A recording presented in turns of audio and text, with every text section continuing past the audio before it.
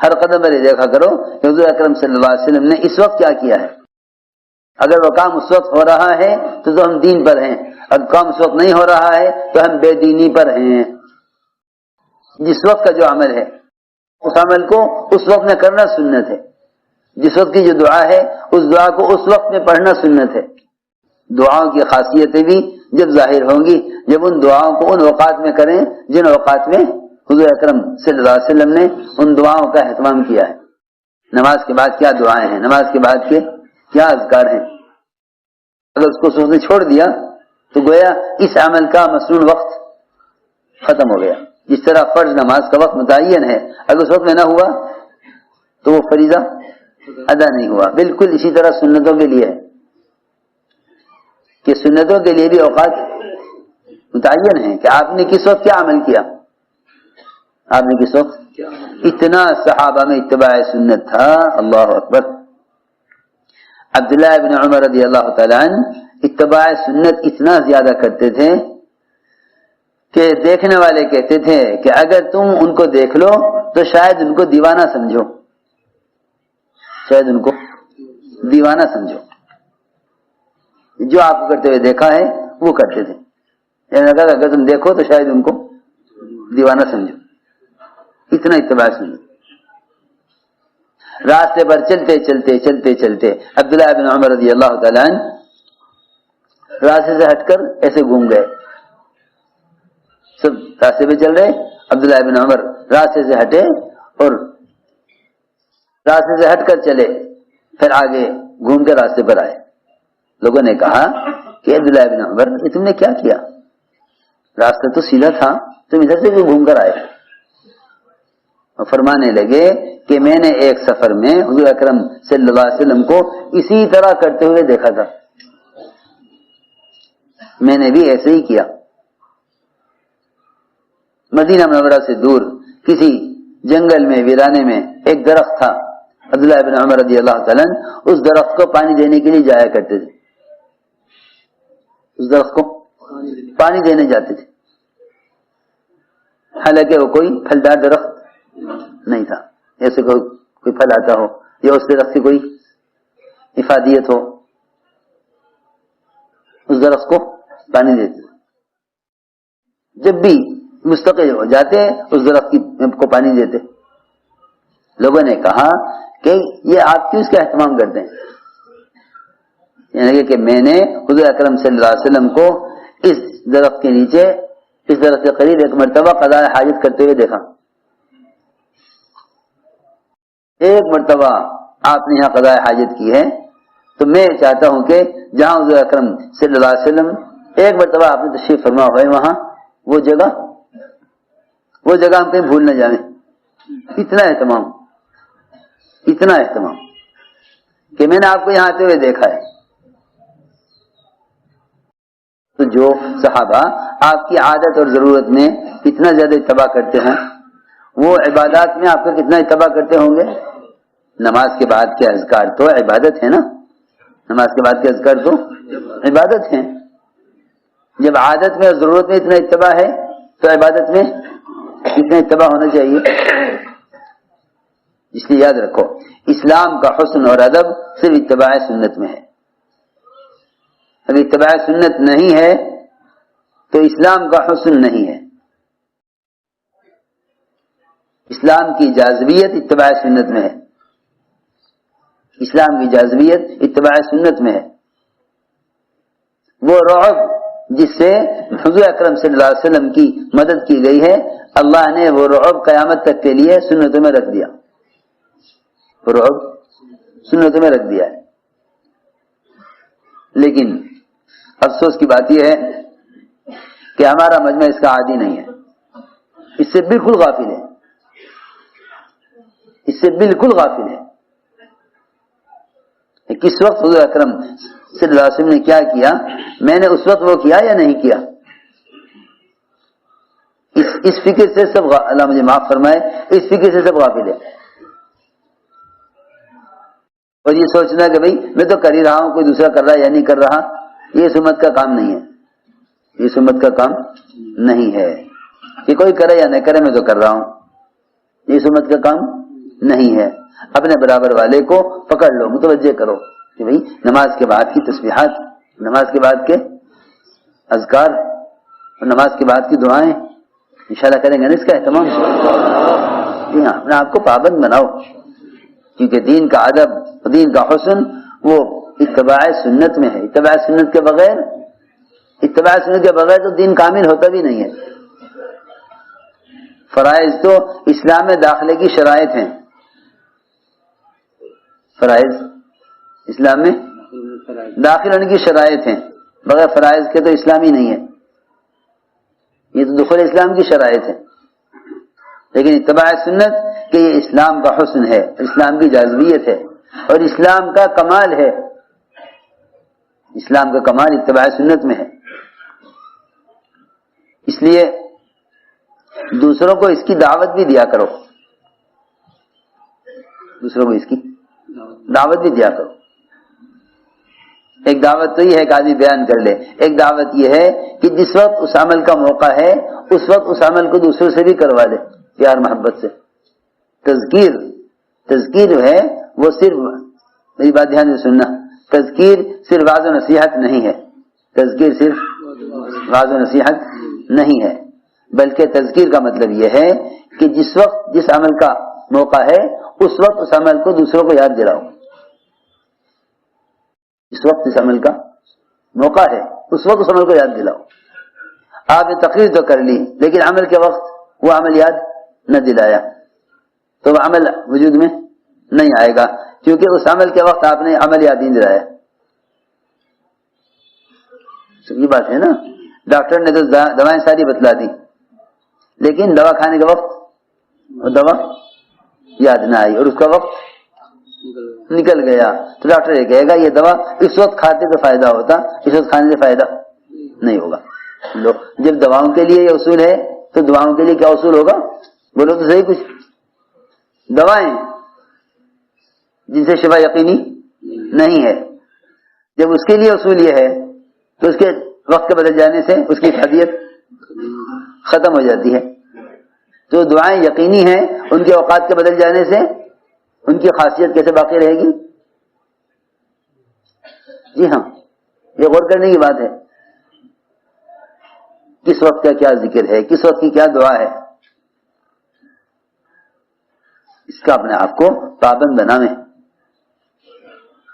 24 گھنٹے مومن کے 24 گھنٹے اذکار سے گھرے ہوئے ہیں, اذکار سے گھرے ہوئے ہیں. ان پابندیوں کا نام, اصل میں ان پابندیوں کا نام دعوت ہے. ان پابندیوں کا نام یہ دعوت ہے. اس لیے فرمایا کہ اس سے زیادہ اچھا دین, اس سے زیادہ پکا پختہ مذہب ہو کس کا سکتا ہے جو دعوت دیتے ہوئے عمل کرے, دعوت دیتے ہوئے عمل کرے. دعوت دیتے ہوئے عمل کرے گا کہ اس کا دین سب سے زیادہ پختہ ہوگا. دین کی پختگی اس میں ہے کہ دعوت اور عمل دونوں کو جمع کرے. اس میں دین کی پختگی ہے کہ دعوت اور عمل دونوں کو جمع کرے. امت میں اس زمانے میں تبدیلی مذہب اس لیے آسان ہو گئی کہ امت میں دین کی داعی نہیں رہی, ورنہ جب تک مسلمان دین کی دعوت پر تھا اس وقت تک مسلمان جب تک دین کی دعوت پر تھا مسلمانوں میں اجتماعی ارتداد نہیں تھا, اجتماعی ارتداد نہیں تھا. اور اگر کوئی اسلام سے بھاگنا چاہتا تو دعوت کی عمومیت اس کو اسلام سے نکلنے نہیں دیتی تھی. دعوت کی عمومیت اس کو اسلام سے نکلنے نہیں دیتی تھی. سنو, اسلام سے بھاگنا بھی چاہے تو حضور اکرم صلی اللہ علیہ وسلم نے اپنے ہر امتی کو داعی بنایا تھا. اس امت کا کام یہ نہیں تھا کہ کوئی کونا سنبھال کر بیٹھ جاؤ اور اپنے دین اور اپنے ایمان کو بچا لو. اس امت کا کام نہیں تھا. مولانا یوسف صاحب رحمۃ اللہ علیہ کے کس سوانح میں حضرت کا خط چھپا ہوا ہے, اس میں حضرت نے لکھا کام کرنے والوں کو کہ اگر اپنی ذاتی ترقی چاہتے ہو جو عموم کے تابع ہے تو کونے سنبھال لو، اور اگر دنیا میں عالمی دینی انقلاب چاہتے ہو تو صحابہ کی طرح اپنی مدینہ منورہ کی فضائل کے باوجود، مدینہ منورہ کے فضائل کے باوجود مدینے کی تنہائیوں کو قربان کر کے صحابہ کی طرح اللہ کے راستے میں نکلو۔ یہ ادنا خط میں کام کرنے والوں کو لکھا تھا، وہ خط چھپا ہوا ہے حضرت کی سوانح میں، کہ اگر اپنی ذاتی ترقی چاہتے ہو تو کونے سنبھال لو، تو کونے سنبھال لو، اور اگر عالمی دینی انقلاب چاہتے ہو کہ عالم میں دین قائم ہو تو صحابہ کی طرح اپنی تنہائیوں کو قربان کر کے اللہ کے راستے میں نکلو۔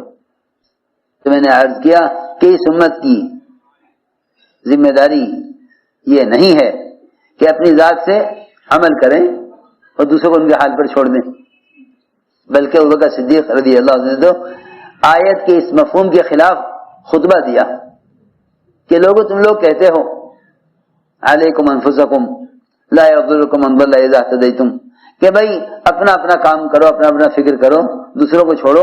فرمایا اس آیت کا مطلب ہرگز یہ نہیں ہے، اس آیت کا مطلب ہرگز یہ نہیں ہے۔ اگر یہ امت دوسروں کو بھلائی کا حکم نہیں کرے گی اور برائی سے نہیں روکے گی تو جو عذاب آئے گا غلط کرنے والوں کی وجہ سے وہ عذاب ان پر بھی آئے گا جو اللہ کا کوئی حکم توڑنے والے نہیں تھے۔ اصل میں نجات کو دعوت میں منحصر کیا گیا تھا، یہ بات سمجھنے اس زمانے میں بہت مشکل ہے۔ وجہ اس کی یہ ہے کہ صحابہ کرام کا طریقہ محنت امت میں سے ختم ہو گیا، اس لیے اس بات کا سمجھنا امت کے لیے بہت مشکل ہو گیا۔ نجات دعوت میں منحصر ہے، بہت دھیان سے سننا میں جو کہہ رہا ہوں، نجات دعوت میں منحصر ہے، دعوت کے بغیر نجات نہیں ہوگی، یہ پکی بات ہے۔ قرآن نے اس کو کھول کھول کے بیان کر دیا، دعوت کے بغیر نجات نہیں ہوگی، قرآن نے اس کو کھول کھول کے بیان کر دیا، ایک جگہ نہیں سینکڑوں جگہ کھول کھول کے بیان کر دیا۔ کیا ہے دعوت؟ دعوت ہے تواصی بالحق اور تواصی بالصبر، دوسروں کو ایمان کی طرف لانا اور دوسروں کو اعمال کی طرف لانا۔ یہ تواصی بالحق کا مطلب ہے کہ دوسروں کو بھلائی کا حکم کرنا، اور تواصی بالصبر ہے دوسروں کو برائی سے روکنا۔ اس کو قرآن نے صاف کر کے کہہ دیا کہ اگر یہ نہیں کرو گے تو گویا تم نے اسباب نجات پوری طرح اختیار نہیں کیے، کیونکہ اسباب نجات دو نہیں ہیں ایمان اعمال صالحہ، بلکہ اسباب نجات چار ہیں، اسباب نجات چار ہیں۔